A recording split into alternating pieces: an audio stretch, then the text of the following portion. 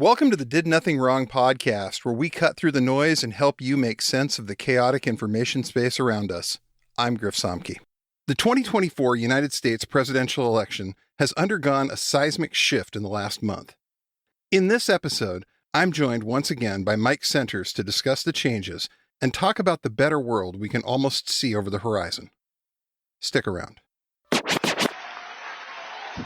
This is a crusade! This is a holy war against the deep state! Where are the dictators? Where are the strong men? Donald Trump is our instrument for retribution! I'm going to fight for Christians. I'm going to fight for white people. They have the Great Reset. We have the Great Awakening. And why shouldn't I root for Russia? Because I am. I want to see these people go through misery because of their grooming against our children. After the assailant entered the home asking, "Where's Nancy? Where's Nancy?" Those are the very same words used by the mob when they stormed the United States Capitol. I did nothing wrong. Sometimes in the middle of a series of weeks where decades happen, I think you have to pause, take a look around, and kind of ask yourself, where are we and how did we get here? Because the last few weeks have been weird, to put it mildly. On July 13th, 2024, someone tried to assassinate Donald Trump at a rally in Butler, Pennsylvania. As he was being hustled off the stage, a photographer snapped an iconic picture of him raising his fist in defiance. And that photo went immediately viral worldwide. And, knock on wood. In retrospect, I find it's worth wondering if that's where his crazy streak of political luck might have run out. Because the immediate reaction on the part of most of the people who pay a lot of attention to this stuff was something along the lines of, well, he just won the election. But the reality of the whole thing was more complicated. It turns out that the shooter was a 20-year-old registered Republican. The FBI later said that they found a social media account that could be his. They haven't said it was definitively his yet, but it tracks definitely with stuff that we've seen previously. The account apparently contained a bunch of anti-Semitic posts calling for political violence, no political solution, yada, yada, etc. And the expected Trump poll numbers jump never materialized. The guy almost gets killed, and it doesn't change people's feelings about him one bit, which really isn't all that surprising when you think hard about it. People have absolutely made up their minds about him. I mean, his prospects are what they are for the most part, and even coming off the heels of a debate that went about as badly as it could have from a perception standpoint for Joe Biden, you didn't really see a shift to Trump. People wanted something different, but Trump was not really what they wanted. And then the Republicans have their convention, and Trump makes his long-awaited VP pick, and he makes the move that really started the ball rolling in the Democratic direction.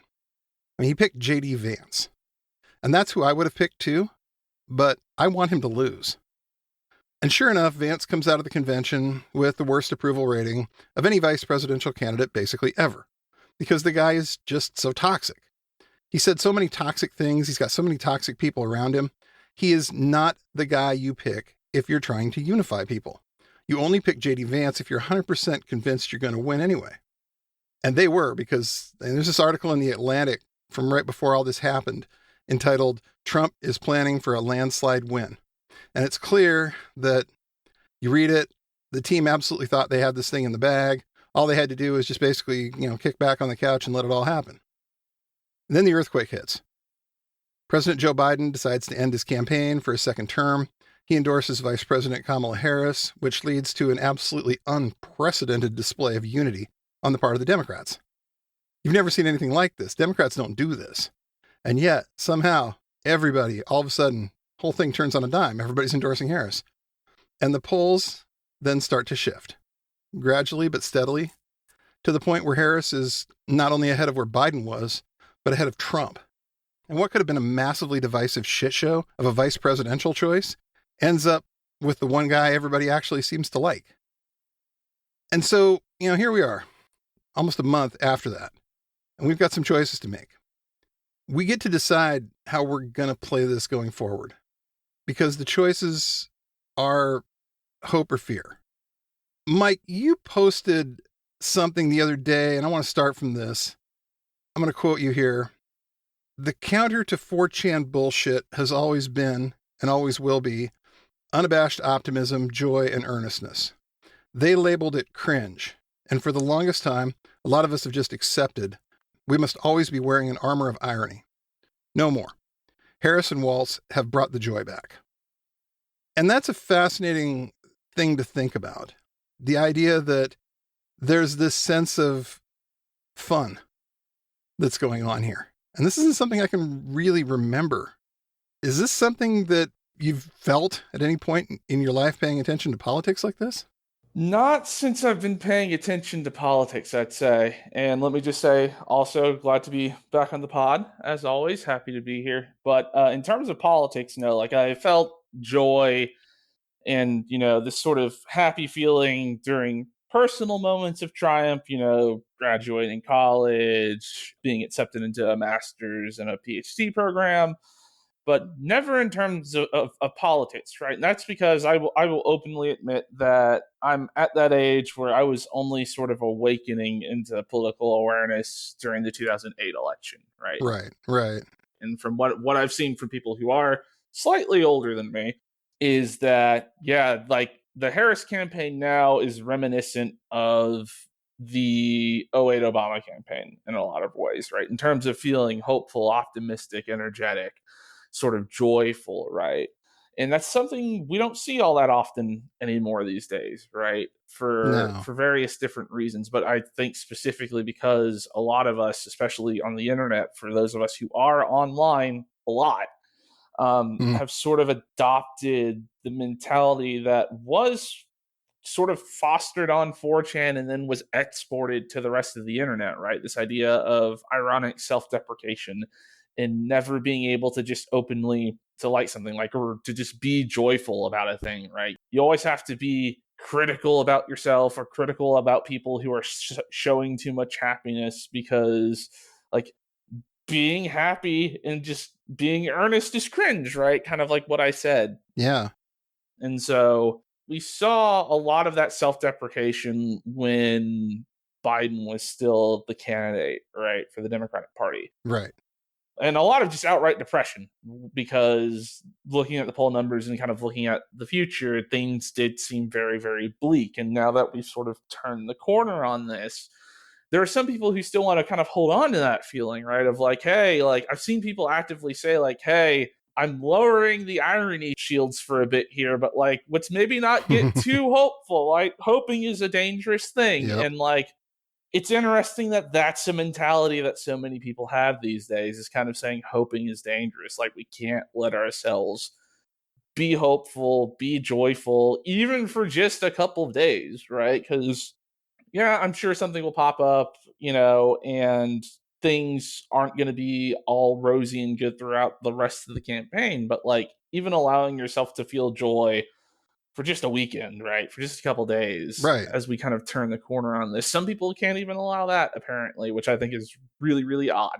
It's odd, and it's definitely kind of sad, but it speaks to how long we've all kind of been in the bunker in one way or another, because it's been one long perpetual political campaign, if you look at it, since about 2015. I feel like the politics hasn't stopped since 2015. It used to be, and I'm Gen X, I'm showing my age here. We would have a campaign that starts roughly about November or December of the year before the election. And things kind of pick up about the time of the conventions, unless something really, really silly happens, and then gets more intense towards the election.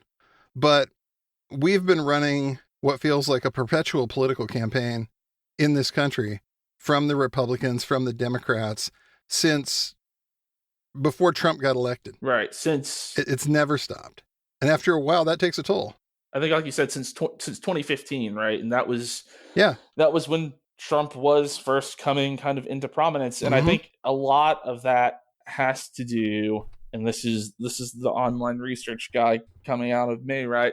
Has to do with the fact that, leading into 2015, leading into that kind of election season, that's when a lot of us started to live more of our lives online, I think, right? We were kind of all more interconnected, for better or worse, through a more consistent, constant social media presence through things like Facebook, Twitter, Reddit, Instagram, Snapchat. TikTok wasn't a thing at that point. I think Vine was still around, or maybe Vine was around the corner. But we were all becoming more interconnected that way. And, very specifically, like the 10th anniversary of Gamergate is this month of this year. That kind of exploded in 2014 and kind of ruptured out into the internet writ large in 2015.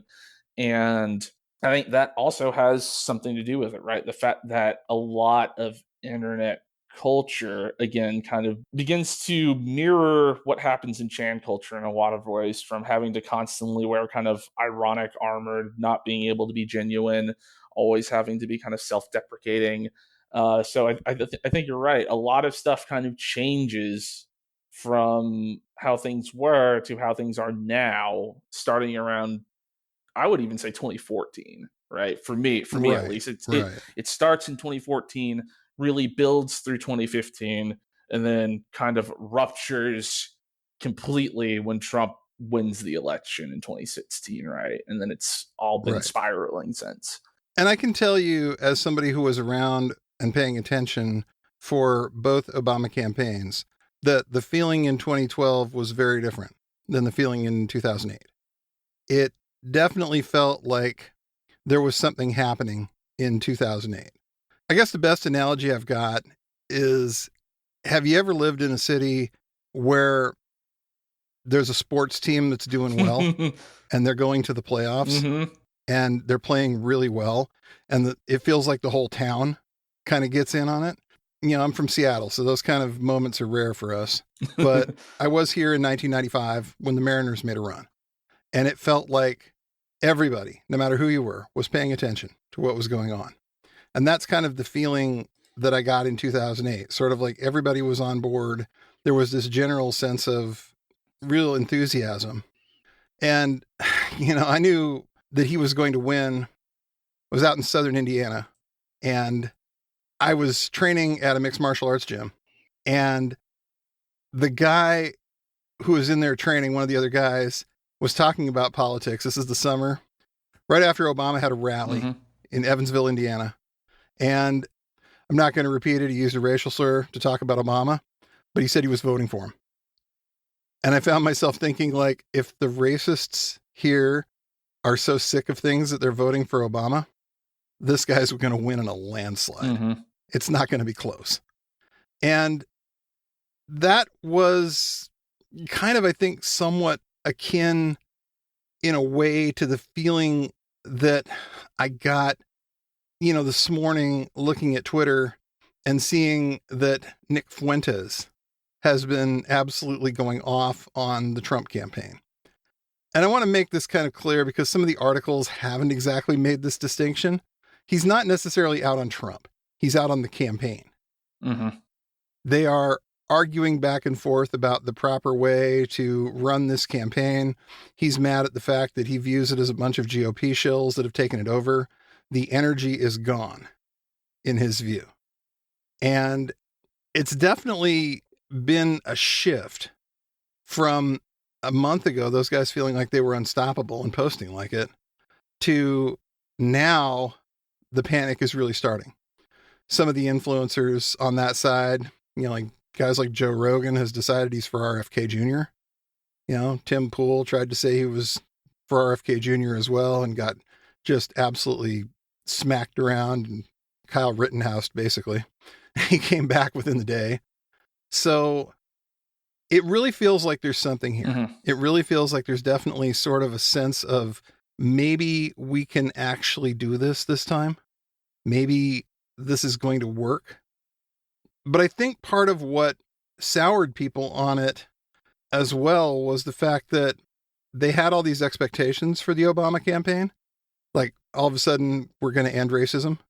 All of a sudden, we're going to have all of these problems that are solved. And it didn't, to put it bluntly. He was another politician at the end of the day. People were expecting a transformative figure. And looking back, it's like the editor of the Harvard Law Review was probably never going to be that transformative radical figure you were looking for out of him.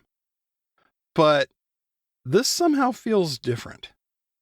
Like there's an energy that's really hard to explain, but it's almost like this side has started playing a completely new strategies and new tactics on how this should go. And they haven't quite figured out how to respond to that yet. Right. I agree with you there for sure. And as someone who lived in Atlanta in 2016 when the Falcons made their run to the Super Bowl, I absolutely know that feeling of everyone being just gung-ho and on board about something and then kind of it ending in very massive disappointment. Yeah.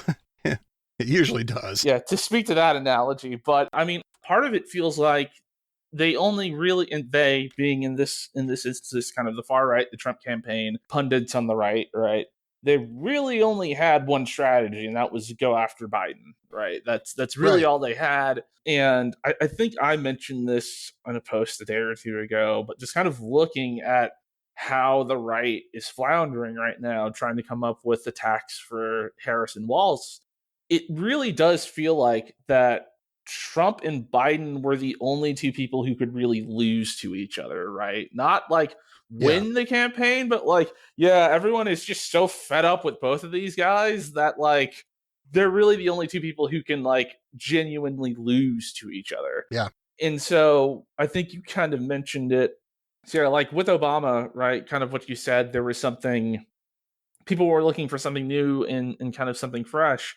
And the Democrats have offered that with Harris and Walz, right? Now, whether or not Harris will be fundamentally different from like what's on offer with Biden in terms of policy is yet to be seen.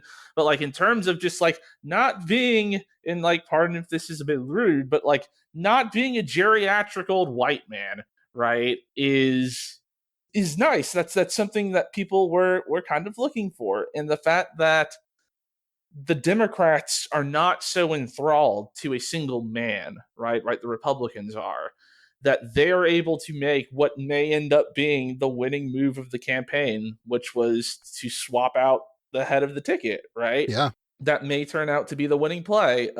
They're able to do that because the Republican Party is completely enthralled to Donald Trump, right? Yeah.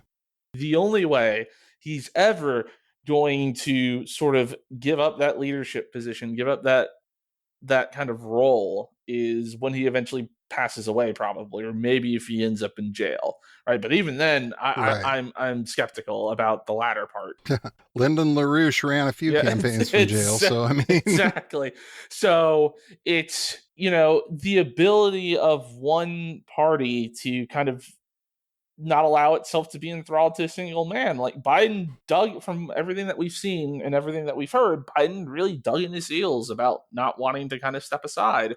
But Nancy Pelosi, Chuck Schumer, various other Democratic leaders were able to pressure him, right? Because there was this idea that the Democratic Party isn't an apparatus for Joe Biden, right? Right.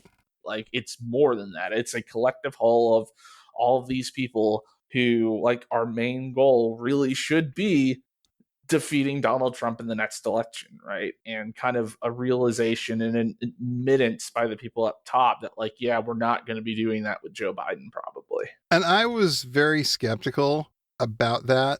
Not so much for the idea that, Joe Biden was necessarily the guy, but I did not think people were going to react this positively to Harris. That's the part that has kind of blown my mind, is that I thought that people were going to not respond the same way that they have. I didn't think there was going to be this wave of acceptance. I didn't think the Democrats were all going to be able to get on the same page within several hours. I thought that we weren't talking about hand it to Harris and go. I thought we were talking about what some of the pundits wanted, which was a mini convention. Right. Or a mini campaign. And it's like, no, we're too close. This is, we have to go with the best option we have on the board, and that's Harris. And I think the fact that we were all kind of able to unify around Harris very, very quickly, right, outside of a few pundits here and there, I think kind of shows that, like, everyone within the what is now a very broad coalition, right? The tent for the Democratic Party at the moment is very, very big. Yeah. Some might even say too big. But right now it's very, very big. And the fact that more or less everyone under that tent was able to get on message and say, yep, we're all behind Harris as the candidate, I think shows that we all kind of understand that the main goal of this campaign needs to be defeating Donald Trump. So that way Project 2025 doesn't get implemented and we don't see the potential horrors of a second Trump term, right? And whatever dark road that might lead down. Yeah.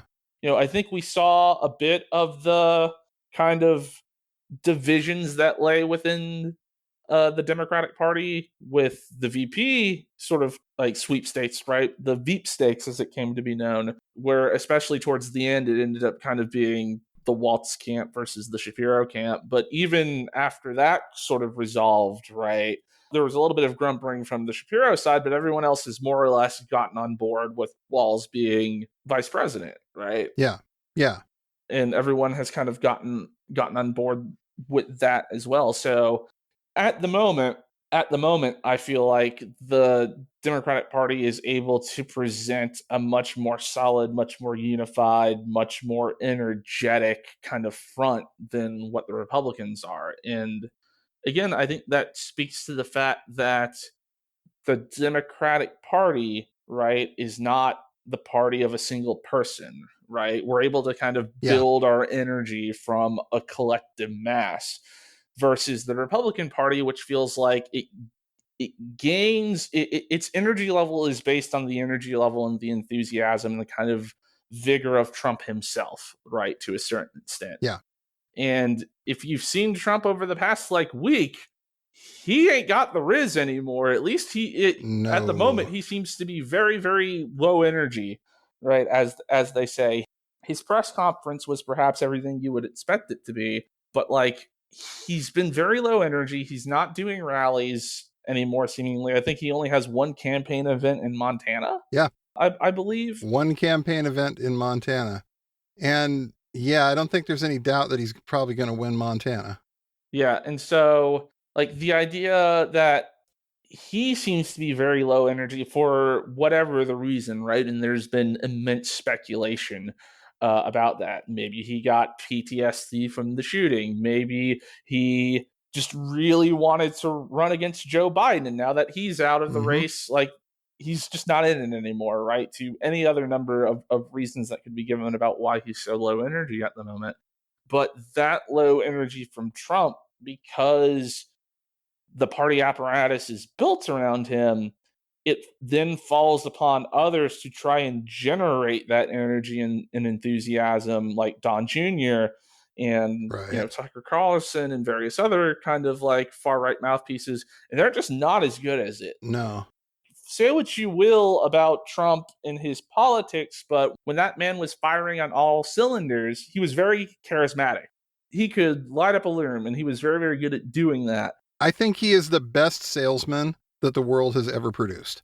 I give him that. I think he is the world's best salesman ever. I think you'd be right about that, but the people who kind of surround him aren't that. No. Right? And we're seeing that with sort of what the right is trying to do with Walz at the moment, right? Yeah. So the sort of swift voting campaign against him hasn't seemed to stick nearly as well as it did against Kerry for various reasons, likely because Walz isn't making his whole personality around the fact that he's a veteran, right? Unlike what Kerry did. So now they've moved to, the left and the liberals are doing this couch joke with JD Vance, so we're going to try and create this story about Tim Walz and a horse, right? And to a certain extent, I don't think these dudes get it, right? They don't get that, you can't produce a meme inorganically, right? It can't be artificially created. Right. It has to sort of brew and stew and pop up from the internet. The whole thing with Vance and a couch, right? It wasn't a Harris staffer that made that joke, right? It was some random dude on Twitter who was like, hey, here's a page from JD Vance's book, right? It was an edited and fake page. Yeah, it was a shit post, for God's sakes. It was a shit poster, right? And that shit post went on to gain steam organically, right? And it was only once it was popular that the actual campaign sort of riffs on it, or kind of takes it on, right? Versus like you like for the past 3 days, I think like Don Jr. has posted at least one meme about Tim Walz and a horse, right? Like he is trying desperately to make it work, and they don't get it, right? The more they try to kind of desperately make it work, the more the kind of internet writ large is going to not get on that, right?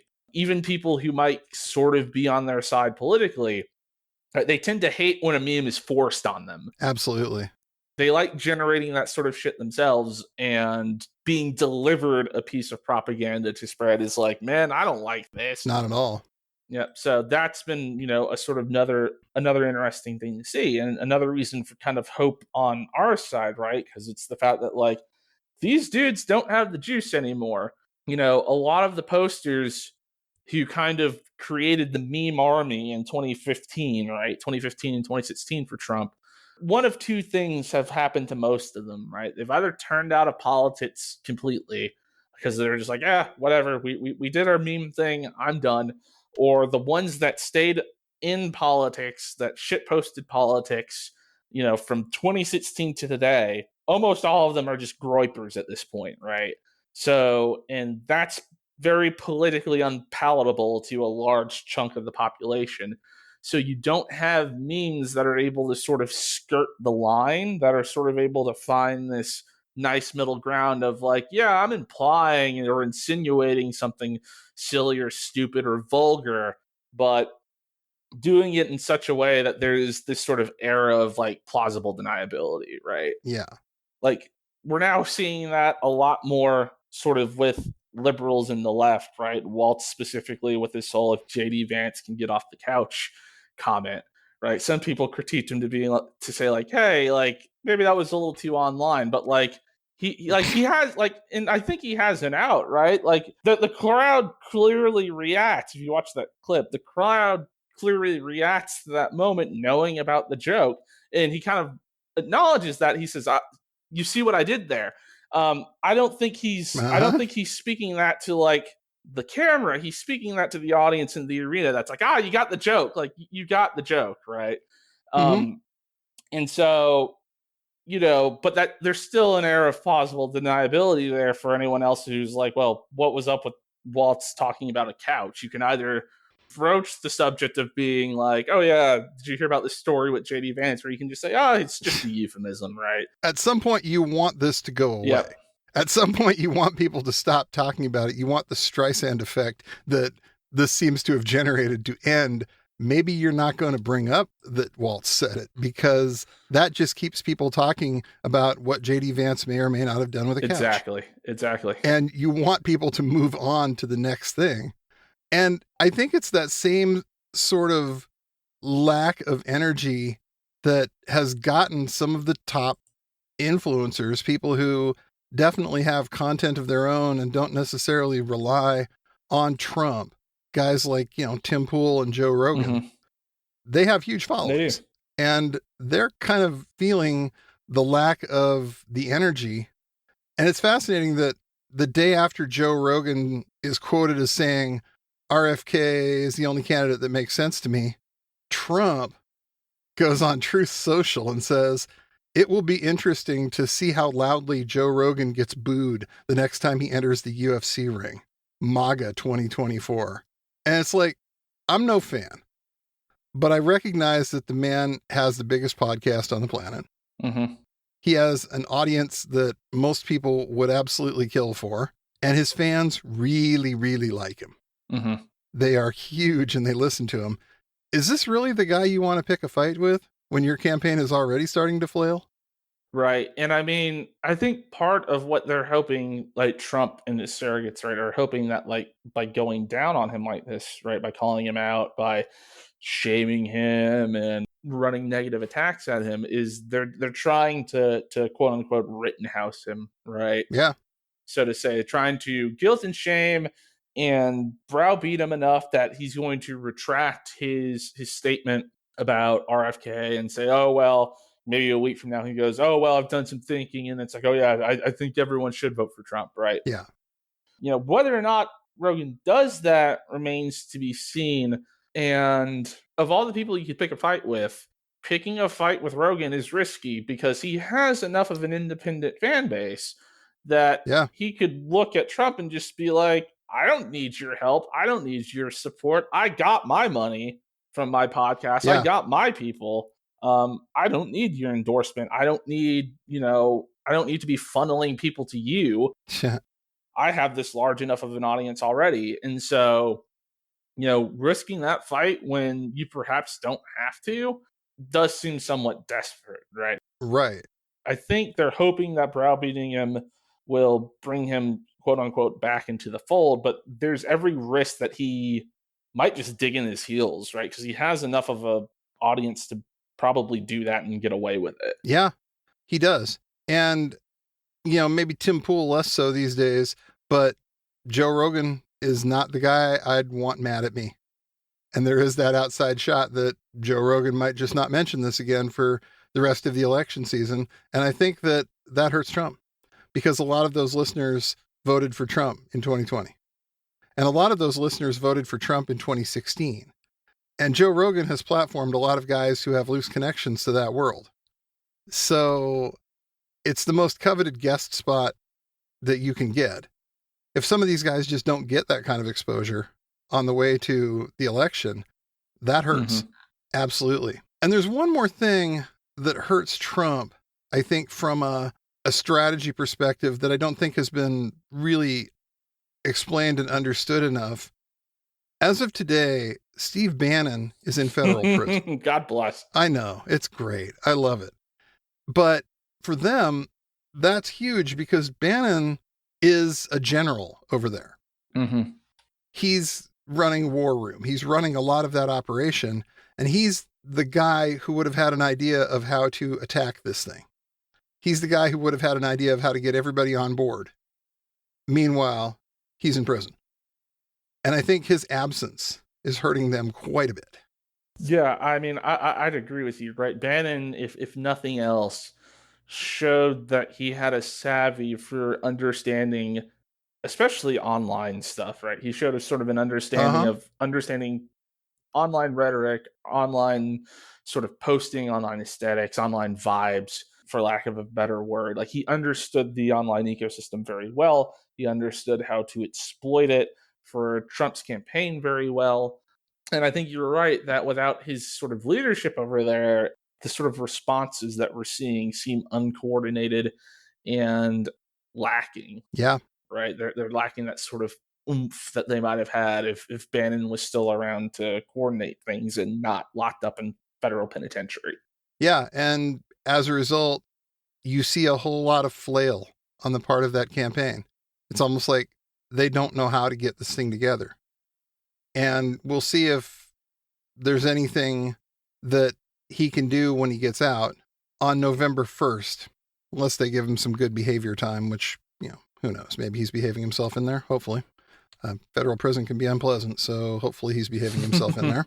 But November 1st isn't really a whole lot of time to make any kind of impact on what's about to happen in the election.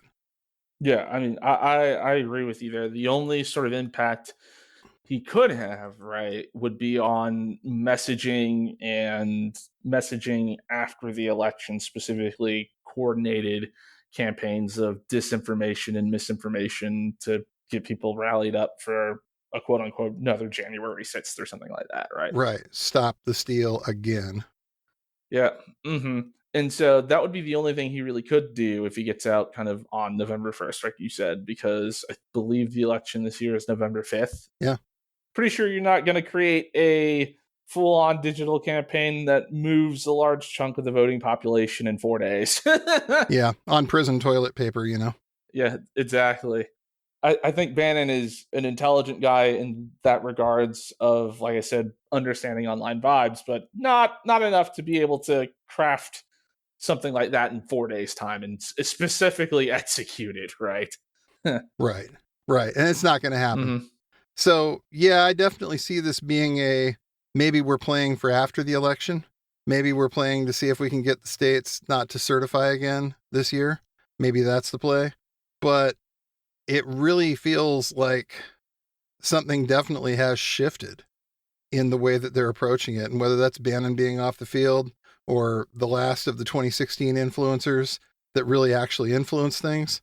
I know that there's a few people who did things for them in 2016 that are not doing things for them now, So it's a great question, but it leaves the whole thing up for grabs at this point for the Harris-Walz campaign. Mm-hmm. They can take this thing and run with it. There's really a much different vibe about this whole race than there was a month ago.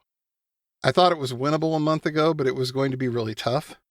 And it's still going to be tough, but it's a lot less tough now. Yeah. So I would really hope that people kind of see this opportunity for what it is. The idea that we are prepared to, as everybody always wanted, pass the torch to, a new generation of non-geriatric politicians. Mm-hmm. We can do that. We can move on with things. And, here I am crossing my fingers about this, but I have a feeling that one more loss on the part of Trump nationally, and that party's going to have to look at itself in the mirror and say, are we ever going to win another national election with this guy or his ideas? Mm-hmm. Yeah. Because that's, 2 in a row that didn't go well. Yeah. And we've talked about this before a little bit, but this, even looking at sort of how surrogates are reacting right now, right? Rogan, Yeah. Fuentes, Poole, even though Poole's kind of walked back his statements, it very much seems like there's a sense among them that, like, hey, party's over. Yeah.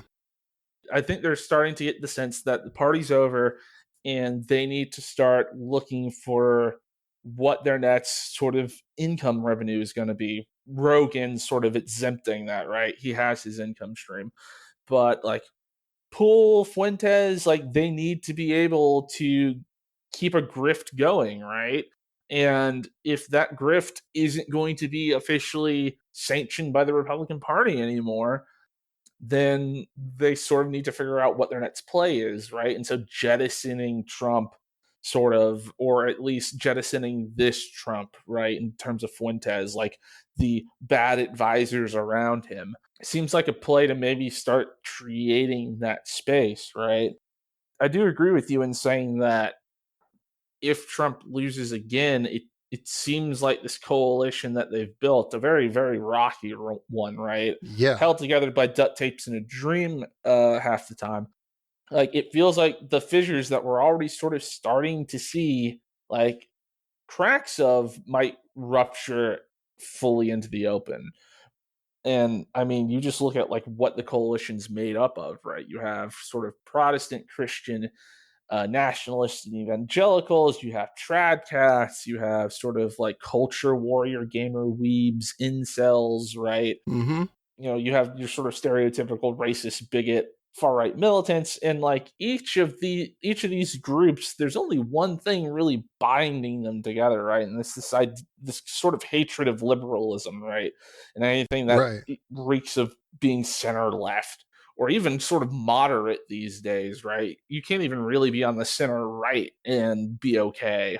Like one of the immensely funny things I saw on Twitter after Vance got the nomination was like the sort of last gasp of like the neocons in the Republican Party throwing their hands up and saying, I'm going to plug my nose and vote for Biden, because it was still Biden at the time, right? Sort of throwing their hands up and saying, I'm going to vote for Biden because like I believe America's global position is important. And they'd say things like, I hate all of the domestic policies of the Democrats, but my God, the Republicans are so bad on Ukraine, so bad on Taiwan, so bad on foreign policy in general, right? That it's like, I would sort of have to swallow this and vote Biden. And even with the shift to Harris, they've still sort of recommitted to being like, yeah, I don't really like Harris, but anything's better than Trump Vance at this point, right? So, I mean, we've already sort of seen, and whether or not they actually go through with that at the end, we'll have to wait and see.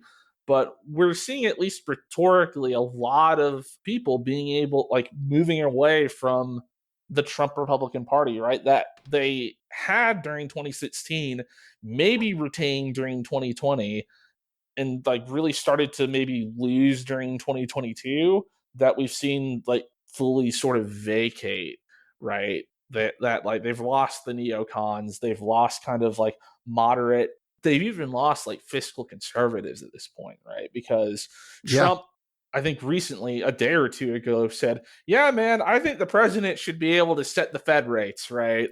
Which you pitch that to any neoliberal economist, or even just a conservative economist, right? They'll look at you like you're insane. Right? The president should set the Fed rates. No. And I think part of Trump's just throwing very random sort of stuff in the air and seeing what sticks is a sign of desperation, right? I think it was just yesterday where it was announced that he supports legalizing marijuana. And it's just you think that's going to fly with the rest of his base, with some of the other Republicans in his party? He's clearly just saying that because he's looking for popular policy planks that he can stick onto, right? Right. Something that'll stick. Right. And nothing's sticking at the moment. So definitely. And, it'll be very fascinating to see if he's got anybody left, but the Jack Posobiec's, the Vish Burrows, the people who are, paid to like him essentially by the end of this whole thing, because it really is starting to seem like everybody else is just heading for the exits. Right. So we've got about 88 days to go. We'll see how this goes from here. I'm sure we'll talk again before that. Mike, thank you for coming on, talking to me today. This has, been great, and we will do it again soon. Yeah, thanks again for having me. Always happy to be on, and enjoy the last days of summer. Indeed. Take care of yourself. Yeah, you too. Thanks for listening to the Did Nothing Wrong podcast. If you want to hear more, you can find us on the web at didnothingwrongpod.com. Please make sure you subscribe to get our content straight into your inbox. You can also follow us on Twitter at GrizaBJJ, GRZABJJ, as well as DNWPod. We're extremely grateful for paid subscriptions and donations that allow us to keep doing this important work. Thanks, and remember, everyone mentioned did nothing wrong.